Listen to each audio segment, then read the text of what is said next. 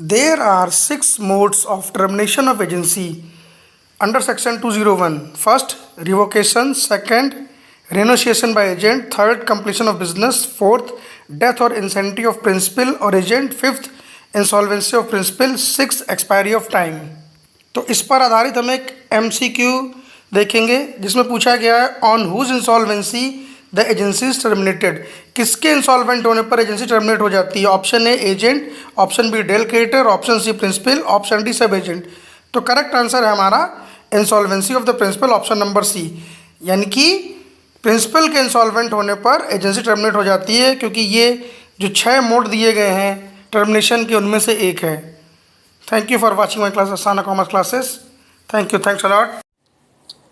Today we will discuss a very important topic under the subject Business Law, Unit 9, Agency, Indian Contract Act. Topic is Sub-Agent and Substituted Agent. Sub-Agent is a person employed by and acting under the control of the original agent in the business of agency, while the substituted agent is a person appointed by the agent to act for the principal.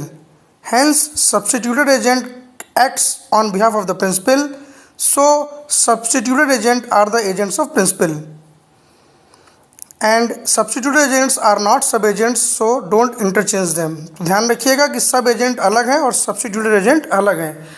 Substituted agent जो है वो basically appoint किए जाते हैं principal के behalf पर कार्य करने के लिए। एजेंसी यूनिट में एक इंपॉर्टेंट टॉपिक है डेलीगेटस नॉन पोटेस्ट डेलीगेयर, means delegatee can not further delegate. क्योंकि प्रिंसिपल जो होता है वो अपना काम डेलीगेट करता है एजेंट को, तो जो एजेंट है वो डेलीगेटी बन जाता है, तो इसलिए वो आगे फर्दर कार्य को डेलीगेट नहीं कर सकता।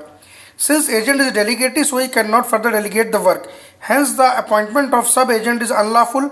Normally, an agent cannot appoint sub-agent, but there are 3 exceptions where agent can appoint sub-agent.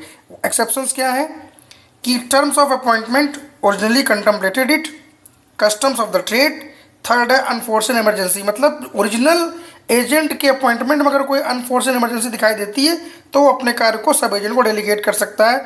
Customs of the trade का मतलब अगर ऐसा कोई व्यापार में चलन है तो वो सब एजेंट को अपॉइंट कर सकता है, और सब एजेंट को अपॉइंट करने के लिए अगर terms of appointment originally contemplated तो वो कर सकता है। तो इसका ध्यान रखिएगा अपने एग्जाम के लिए। Thank you, thanks a lot.